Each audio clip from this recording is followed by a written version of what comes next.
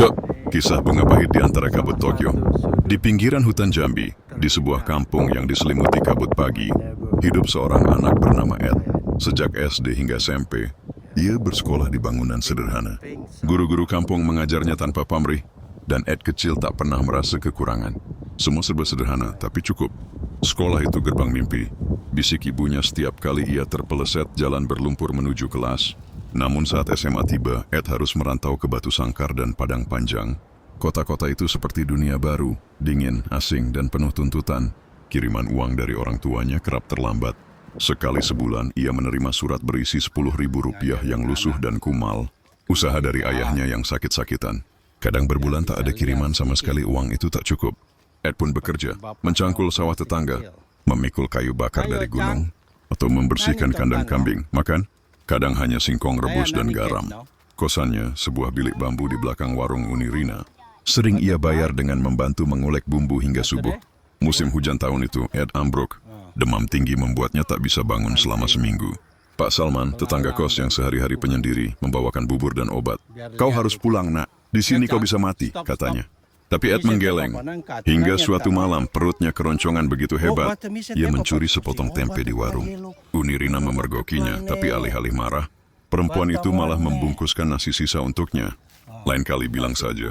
Jaga harga dirimu," bisiknya. Tubuhnya tak tahan. Setahun kemudian Ed pulang ke kampung. Dengan ongkos Rp3.000 pinjaman Unirina. Kembali ke rumah, ia bekerja di perkebunan karet. Upahnya pas-pasan tapi cukup untuk menabung. 4 tahun ia mengumpulkan receh demi receh, hingga akhirnya ia mendaftar ke MAN setempat. Ijazah ini mungkin hanya secari kertas, pikirnya sambil menatap kelas yang dipenuhi anak-anak lebih muda. Tapi ini bukti bahwa aku tak menyerah. 15 tahun kemudian, di sebuah kafe mahal dan terkenal di Tokyo, Ed menyeruput kopi sambil memandang hujan yang membasahi jalanan neon.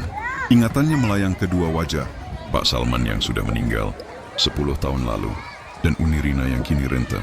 Tahun lalu, ia mengirimkan amplop berisi beberapa juta rupiah untuk mereka.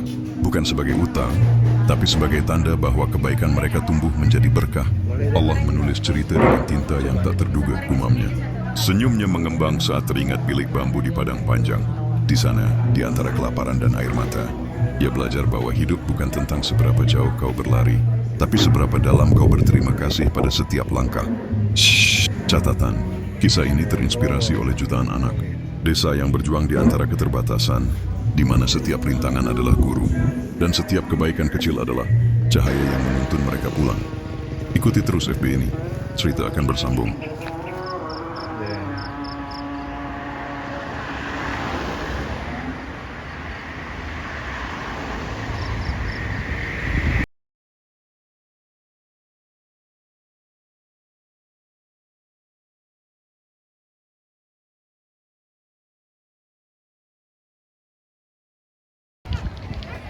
Oh, Jam Ladang West Sumatera. Bukit Tinggi. Ya.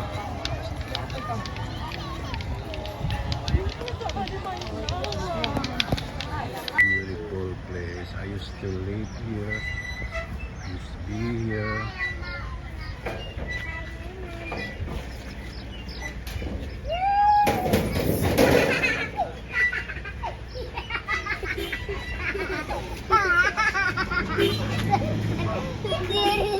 Akhirnya berkala ya. Awas mobil, awas mobil.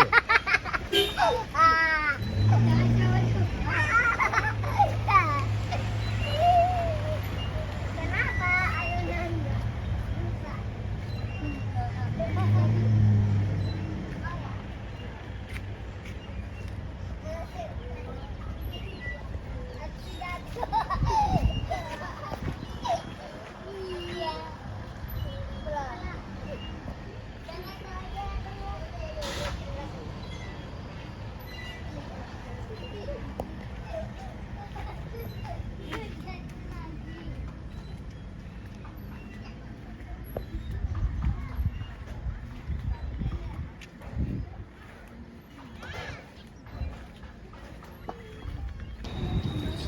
Puncak kabut udah hilang tuh, kabut datang.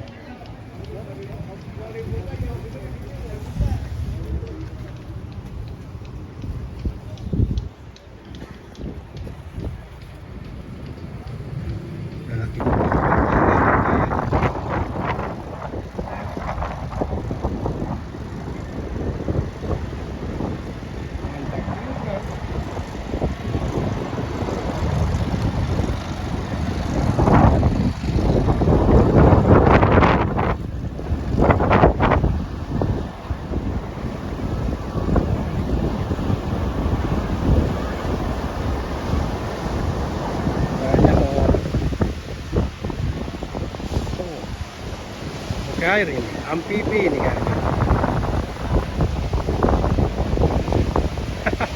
Nice.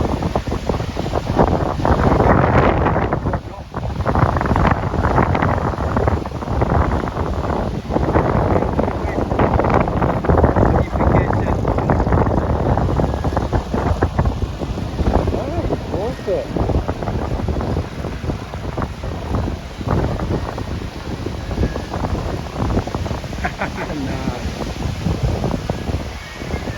oh jadi kampung.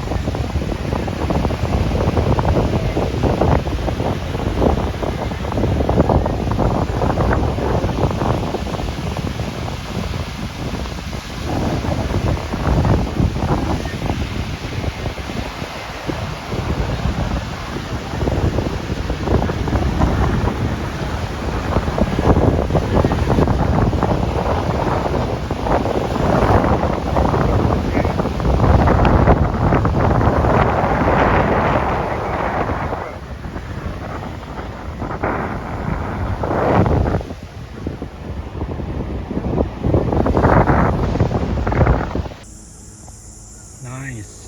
Ini yacht harbor port.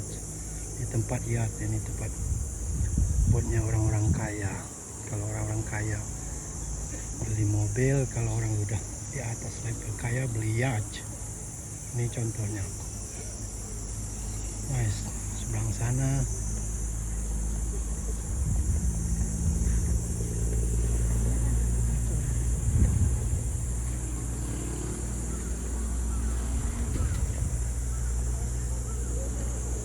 Nice.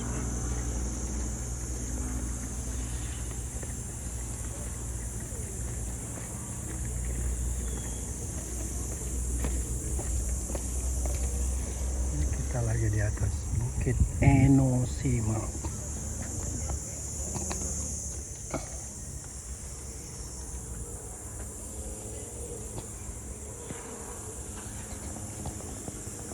Dikecilkan ini penampakannya dari atas bukit.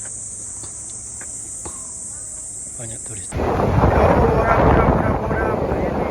Enosima Jepang, di pantai yang cukup terkenal. Tidak seindah pantai seperti di Bali atau but better than nothing. I live here, so look at this. Nice beaches. The sun, not white sun. Tidak pasir putih, tapi daripada ada yang board board ini banana board, jet ski, ada yang lain di sana. Ini surfing school. Ini surfing school. Orang-orang belajar surfing beginner.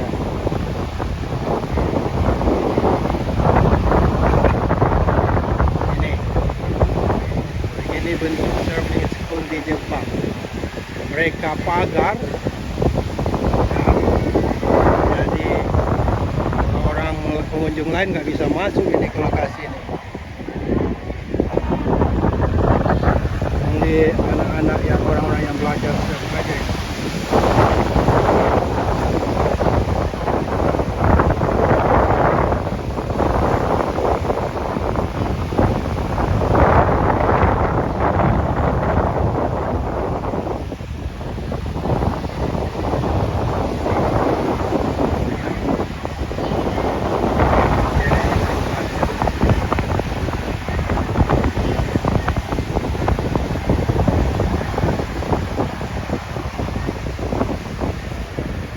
Enosima di sana.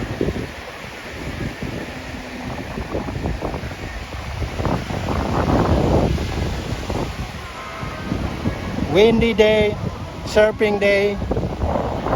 Not for me, I